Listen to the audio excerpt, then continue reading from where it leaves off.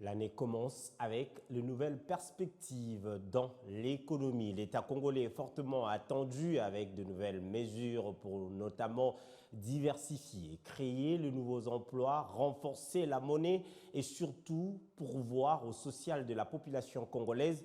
Le président de la République réélu l'a aussi réaffirmé dans ses premiers mots. Mais comment va-t-on y parvenir? Avec quelle politique, quels moyens et quel potentiel possible? Tentative de réponse dans ce dossier réalisé par Constantin Tamboué et Krimes Kilizuma. Félix Tshisekedi a promis plus de diversification de l'économie pour plus de croissance et plus de moyens pour le social des Congolais dans son second quinquennat. Pour limiter la dépendance des recettes publiques au seul secteur de l'industrie extractive, le gouvernement prévoit de développer d'autres domaines économiques le plus longtemps négligés ou oubliés. Cela passera par des investissements pour créer de nouvelles entreprises, des empires commerciaux et bâtir une économie croissante et loyalement compétitive. Mais les alliés d'un environnement des affaires plus croissant où l'État est le maître demeurent les réformes et une monnaie nationale forte. Mais selon plusieurs analyses, la morosité du climat des affaires en RDC est la conséquence de la mauvaise gouvernance, la corruption et les incertitudes sur les échéances politiques. Ces antivaleurs n'ont pas aidé l'économie à décoller, mais surtout pas aidé le pays et les millions de Congolais à s'autosuffire malgré d'énormes potentiels. Au-delà d'un plan étudié et échelonné avec les investisseurs pour l'augmentation de la production locale et de la création de la chaîne des valeurs pour les matières d'exportation, l'État est appelé à renforcer le rôle de la monnaie nationale face aux devises étrangères. Une bonne embellie économique passe aussi par la valorisation du franc congolais, car l'économie, c'est aussi la monnaie, dit-on. Évidemment, on est dans une économie dollarisée et les besoins en devises sont énormes. De ce point de vue, l'offre des devises sur le marché ne correspond pas aux attentes.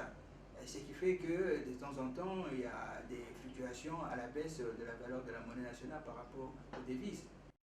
La dépréciation spectaculaire du franc congolais est l'une des situations qui a autant inquiété au pays.